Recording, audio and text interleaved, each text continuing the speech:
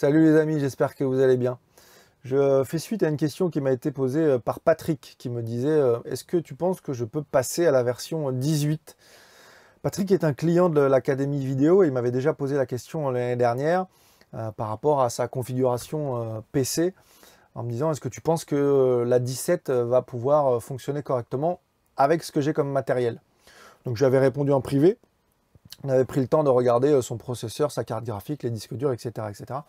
Et je lui avais dit, ben oui, tu vas pouvoir l'utiliser. En fait, je me rends compte que chaque année, ça va être les mêmes questions qui vont revenir, puisque il y a des améliorations de DaVinci Resolve chaque année avec des nouvelles versions. Donc le but, c'est de vous rendre autonome pour que je ne réponde pas à cette question tous les ans et que vous puissiez, en fonction des événements de votre vie, si vous devez acheter un PC, etc., etc., bah, que vous puissiez savoir ce qu'il faut acheter. Donc on va aller sur le site de Puget Systems. Puget Systems, c'est une grosse entreprise américaine qui construit, ils sont spécialisés là-dedans, ils construisent des grosses stations de travail pour des grosses entreprises qui ont besoin justement de faire de la post-production, de faire du graphisme et toutes ces tâches informatiques qui demandent beaucoup de ressources. Donc on va aller sur leur site, le lien je vous le mets directement dans la description, vous cliquez sur le lien, ça vous amènera directement sur la page qui nous concerne, à savoir la page qui s'intitule Hardware Recommendation for DaVinci Resolve. Et donc vous avez tout en ce qui concerne votre processeur, votre carte graphique, les disques durs, la mémoire qu'il vous faut, vous avez tout sur cette page-là, avec les tests qui ont été faits sur des benchmarks. Donc il suffit d'aller voir si vous voulez vous construire une station, ce qui est bien au moment où, en temps réel, ça vous dit, voilà, par rapport à cette version de DaVinci Resolve, qui est toujours celle qui est actualisée, voilà ce qu'il vous faut pour que ça fonctionne de façon optimale.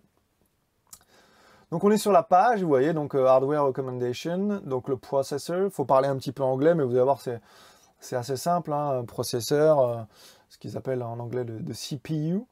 Vous avez sur la gauche ici le nom de tous les processeurs relativement récents, avec le benchmark qui a été fait pour vous montrer les scores qui ont été réalisés. Et puis sur la gauche, on vous donne des indications en fonction des questions les plus fréquentes qu'on peut se poser. Quel est le processeur qui est le mieux pour faire du color grading, de l'étalonnage, voilà. Quel est le CPU qui est le meilleur pour fusion, etc., etc. Combien de corps il me faut dans mon processeur. Donc ils répondent vraiment à toutes les questions. Ça pour le processeur. Si on descend un petit peu, on a la même chose pour les video cards. Donc pareil avec les benchmarks qui ont été faits, les questions qu'on peut se poser.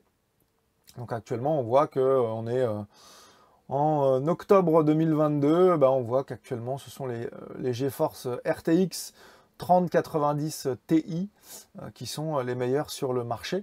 Mais comme je vous disais, tous les 3 mois, de toute façon, il y a des processeurs, des cartes graphiques qui sortent, donc ça se met à jour tout le temps, quoi. Donc sur cette page, vous aurez tout en temps réel, avec les questions les plus fréquentes sur les cartes graphiques. Et puis on descend, et puis on a ce qu'il faut pour la mémoire. Donc là, on voit par exemple que pour travailler sur des fichiers en 4K, il faut minimum 32 Go de mémoire.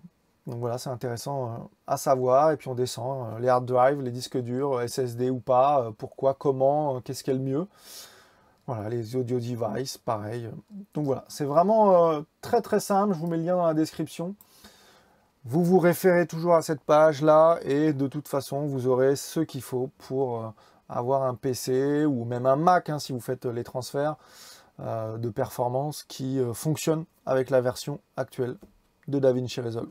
Voilà les amis, pas plus dur que ça permet de vous rendre autonome, et comme ça j'aurai pas à faire la vidéo tous les ans. Voilà, je vous embrasse, et puis je vous dis à très vite pour des nouvelles vidéos. Salut les amis!